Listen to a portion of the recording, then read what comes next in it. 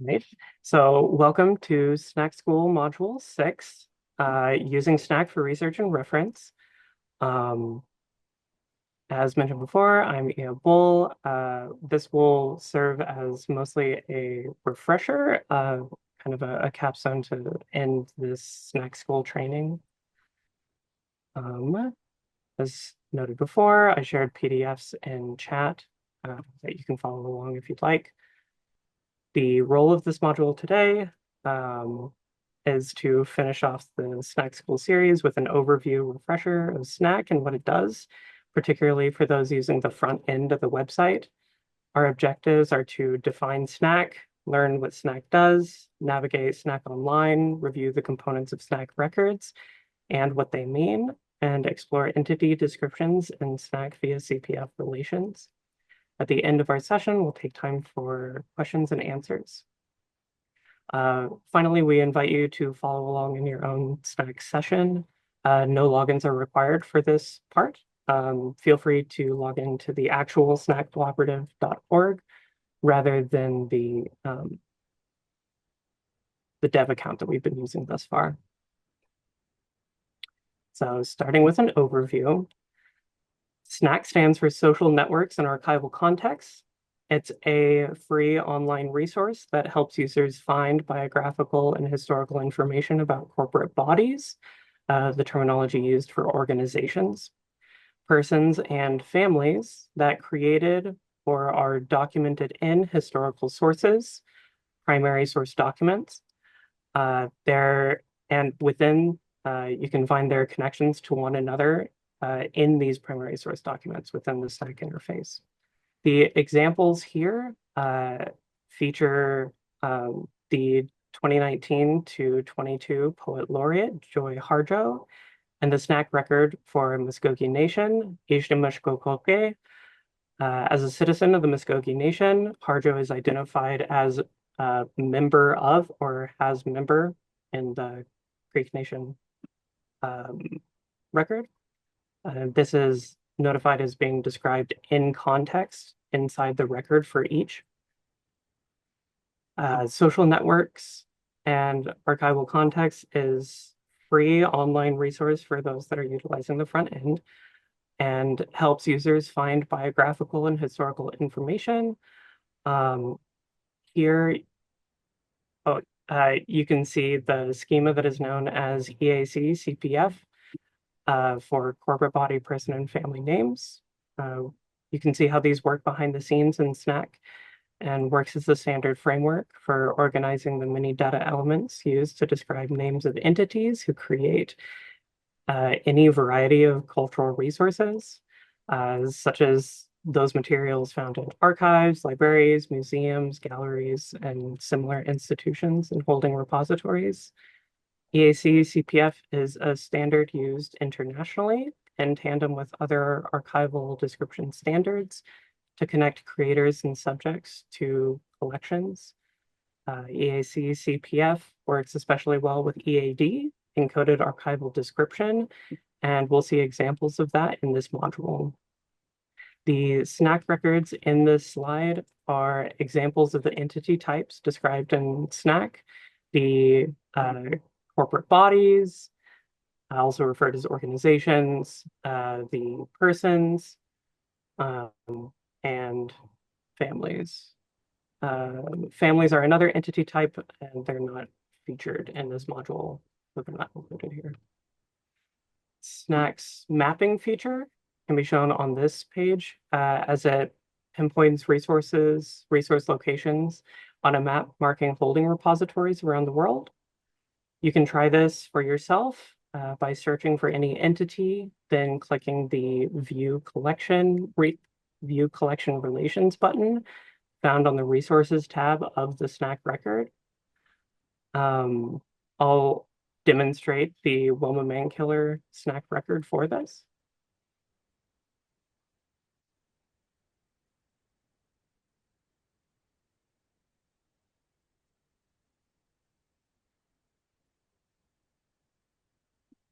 All right. So we can see right here, searching for Wilma Mankiller. finding the resources, then view collection locations. And the map is interactable. From here, you can identify where exact holding repositories are.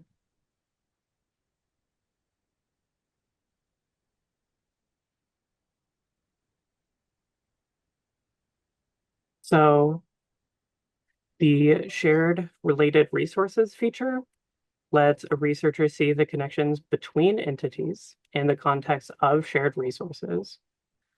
Here's a demonstration of how this works between Harriet Tubman and Frederick Douglass, initiated by a click on the back and forth icon of the relationships tab.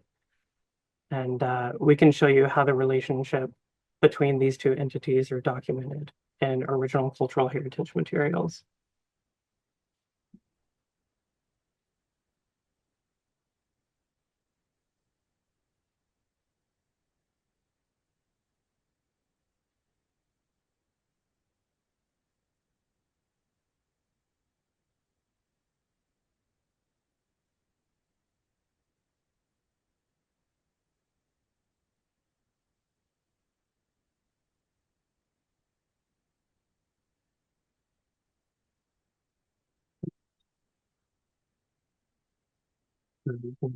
This, referenced, and clicking them will take you to their holding repositories. So SNAC also sheds light on many different social dimensions of cultural heritage collections outside the realm of more familiar archives and special library holdings. So this slide features the SNAC record for Elmira Buffalo Bone Jackson and her quilt collection at the Smithsonian's NMAI. So in the bottom right, we can see the SNAC record for Rose Abrams, who is linked in context of her oral history interview at the History Makers Archive.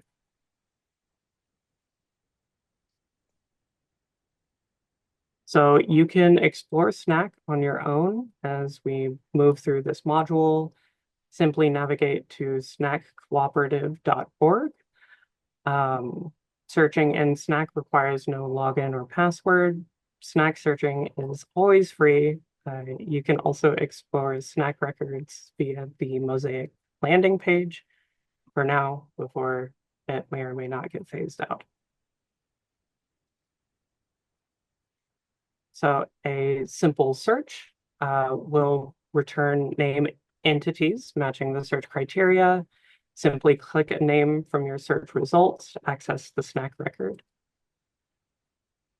It's important that researchers understand the structure of SNAC records and basic navigation in order to benefit from all the information included in a standard archival authority record.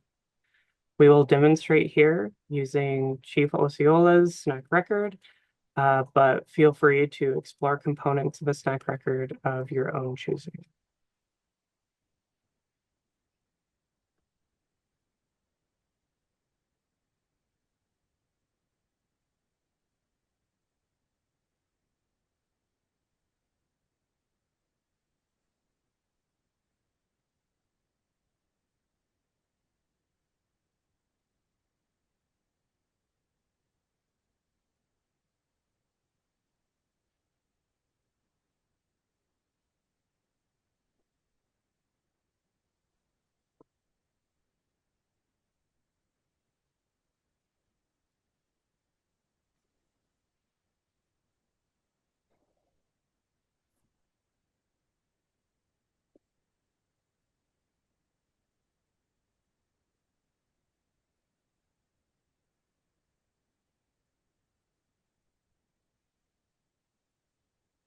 So I will hand it over back to Jerry for searching SNAC records for some more details regarding searching. Thanks, Ian.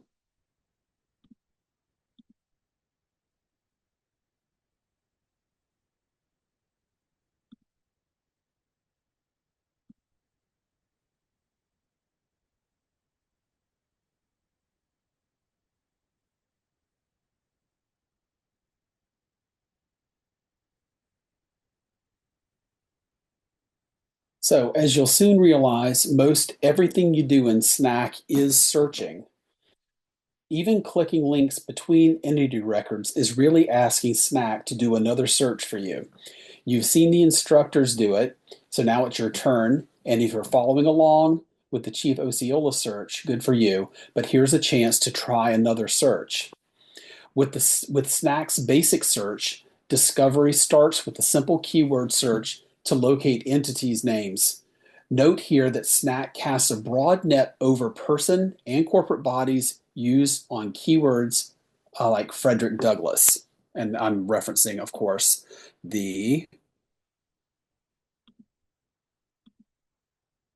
sorry for this skipping around, this slide here. And simply typing in Frederick Douglass prompts SNAC to start its own searching. Just as you're typing, it goes ahead and starts that search for you. Of course, at the very top of the list, there's no surprise that it is the heading for Frederick Douglass himself, but also other entities that have Frederick and Douglass as keywords in their formation. So Frederick Douglass Kirkpatrick, the Frederick Douglass Memorial and Historical Association, the Frederick Douglass Book Center, and so on.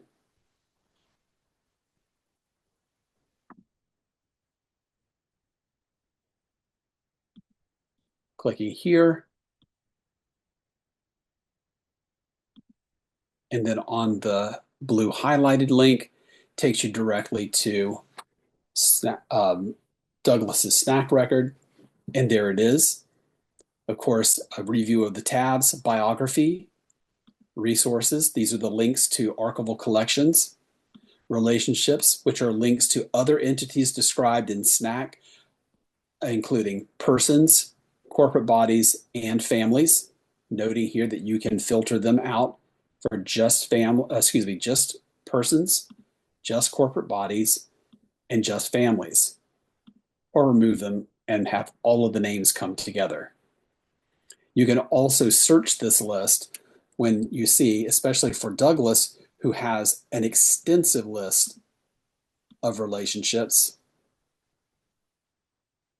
can list them as many as 100 per page. That's going to be a bit complicated to weed through, but there's a small search feature here at the top where you can type in names or parts of names that you know that you probably find in his relationship list, and which takes you to Harriet Tubman.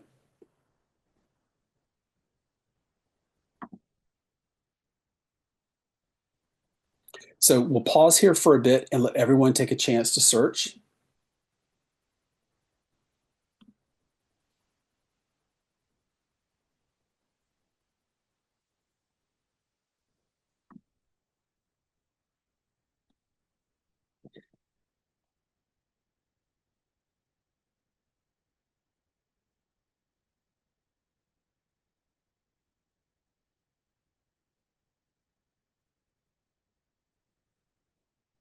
And once everyone has a chance to get familiar with it, I'll demonstrate a browse search.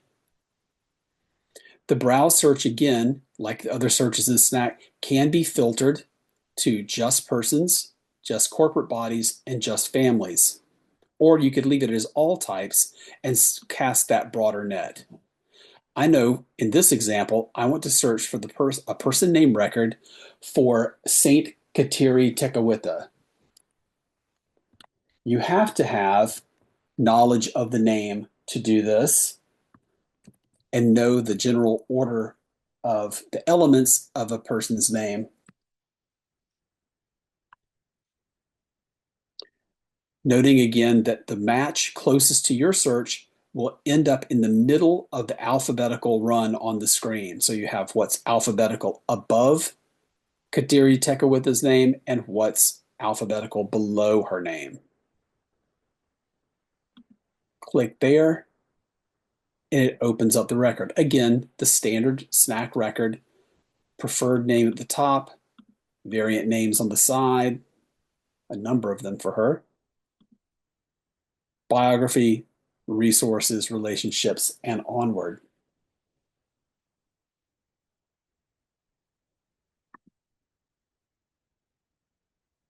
You can try browse search now if you'd like.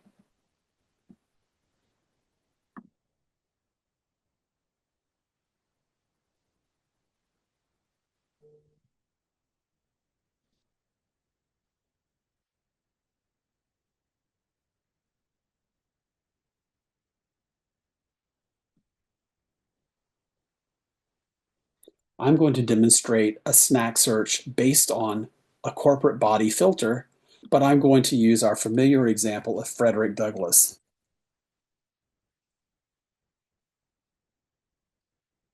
Oops, sorry, too many S's.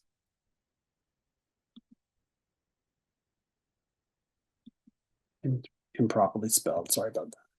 There we go. So then you notice that all of the SNAC records that include these keywords come up, but they're limited to those that are designated as corporate body entities. There's the example for the school, the historical association, a ship named Frederick Douglass, the book center, his memorial home, housing corporation, and so on. Select as you wish and click through to the record.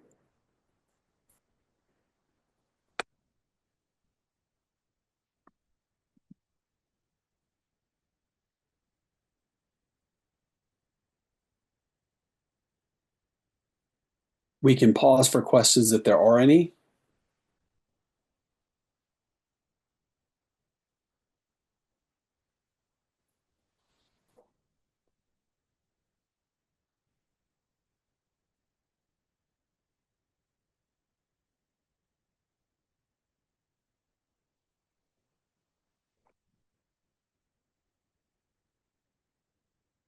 Now I would like to demonstrate some advanced searching in SNAC. Once at the SNAC page, click on SNAC with the magnifying glass and you're taken to this blank search screen. Again, here you can always filter your types by person, corporate, or family.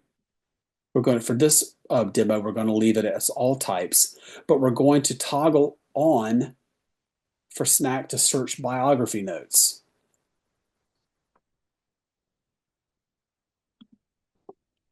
And I'm going to use the keyword nurse. And note the number, the variety of names that result from this. U.S. Army Nurse Corps, American Nurses Association, Sheridan Nurseries, anything that contains that keyword. If we change it to nurses,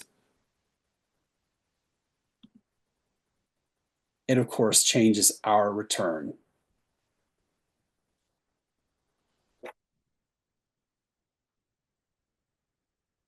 We can also toggle on advanced search, giving us a number of Boolean characters that we can incorporate into the search strategy. This can become very complex, and all of the Boolean operators are explained here on the search screen. I'm going to toggle off. Remove nurses, but toggle on the faceted search.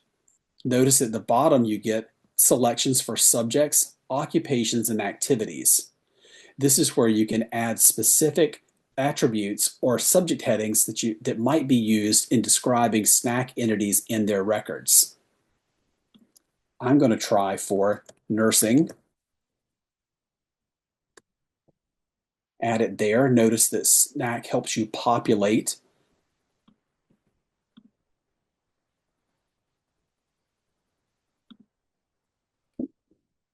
Sorry. I forgot to add my wildcard asterisk at the top, and let's see if that changes our results. And there we go.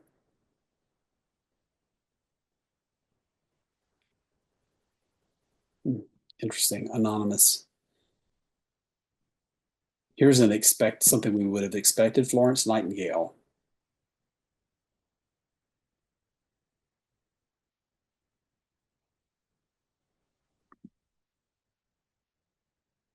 And of course, on her list of subjects, we will find a long list, actually. Let's open this up.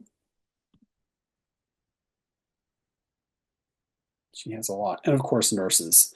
Notice here that nurses, the subject heading for nurses, is repeated several times. This is a result of the automatic or the ingest process, where many finding aids relating to Florence Nightingale were mixed together, and subject headings repeated quite often.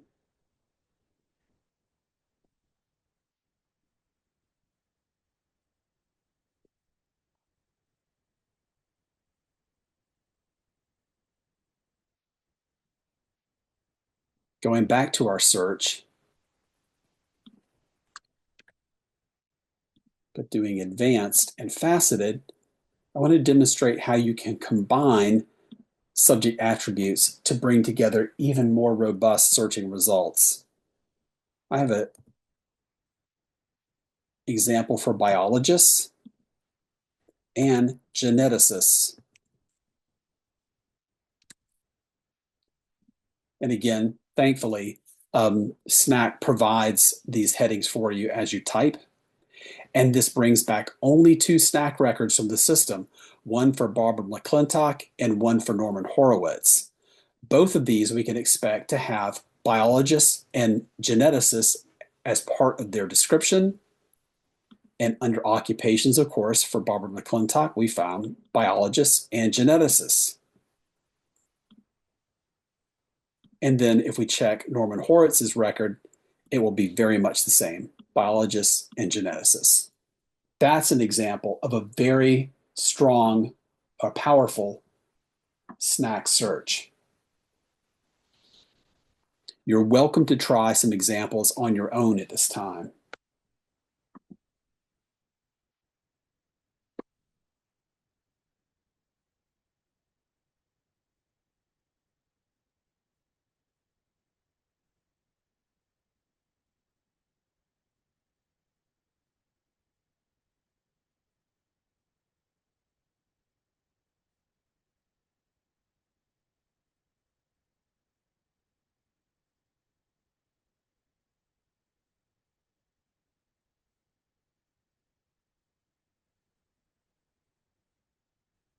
Catch up with the slides after some demonstration. And we'll move on to exploring SNAC via relations and resources. Are there any questions at this time?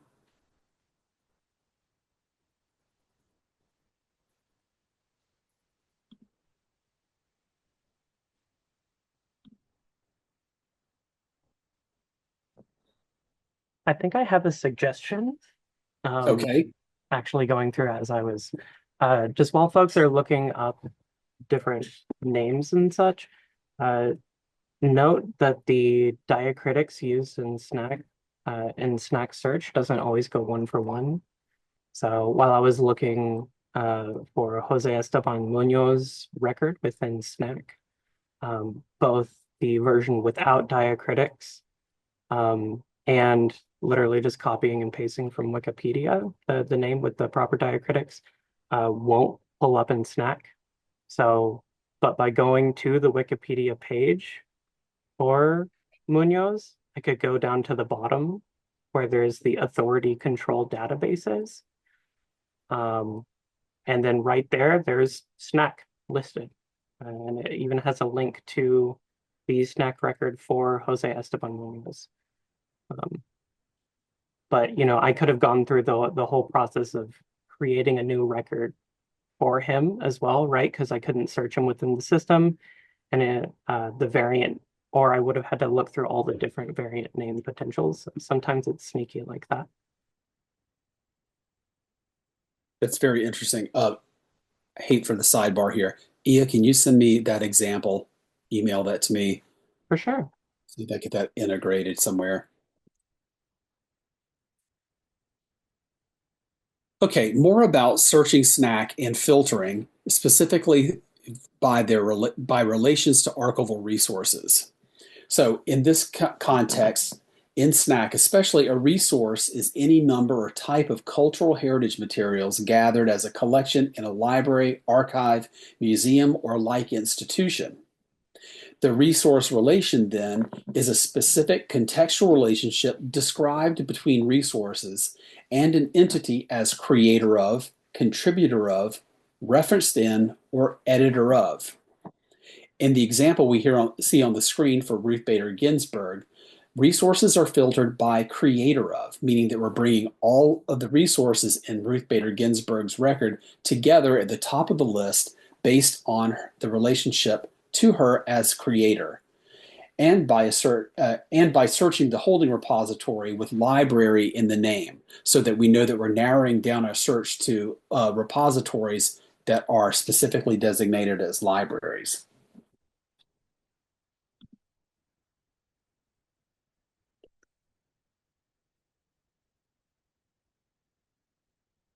So the social relations are connections between two entities, persons to person, person to corporate, family to person, and so on.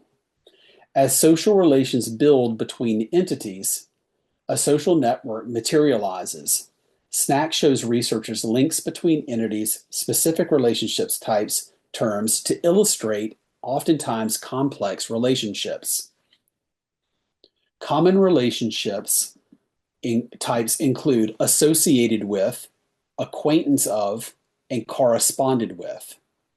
More specific relationship types include founder of, founded by, parent of, sibling of, etc.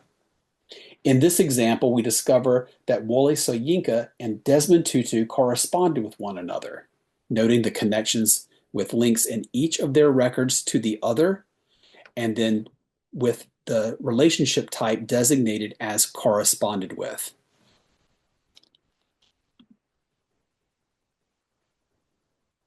You can also use your SNAC record to do exploration outside of the system. On the public-facing version of each SNAC record, you'll find on the right-hand side an area called Related Descriptions. You can click on the choices there to investigate and actually move out to systems outside of SNAC that are known as other traditional authority systems. Among them, the National Archives and Records Administration Name Authority File, the Virtual International Authority File, which we also call VIAUTH, the Library of Congress NACO Authority File, and to Wikidata. Below that area, you see a section called Search Elsewhere. This initiates automatic searches in OCLC's Archives Grid and in the Digital Public Library America systems based on the name you're seeing on the screen in your SNAC record. So it doesn't take you to other authority records in those systems. It actually initiates a search by subject of the name in those systems.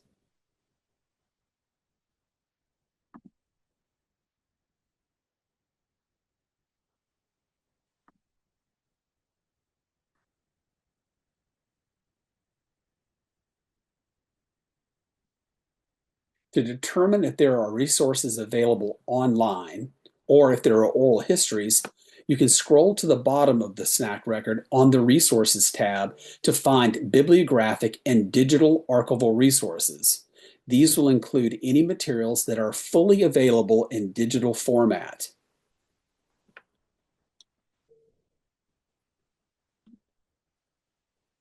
In the Resources tab, you can search for specific types of materials, for example, digital archival resource or oral history resource.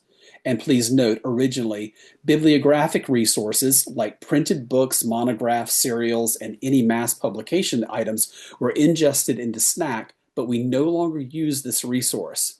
There are some holdovers, but not many.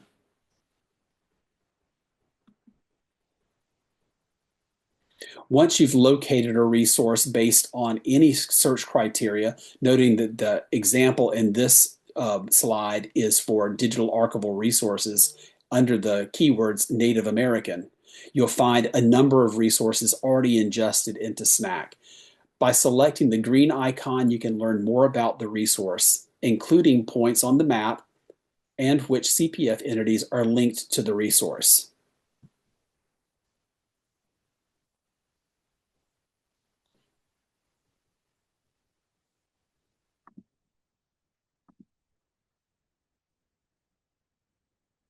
To recap the session, we now know how to find SNAC and access it online.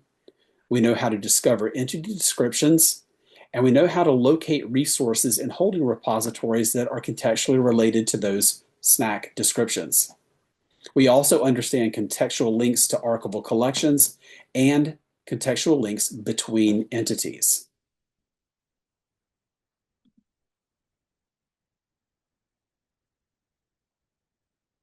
This is the end of Module 6.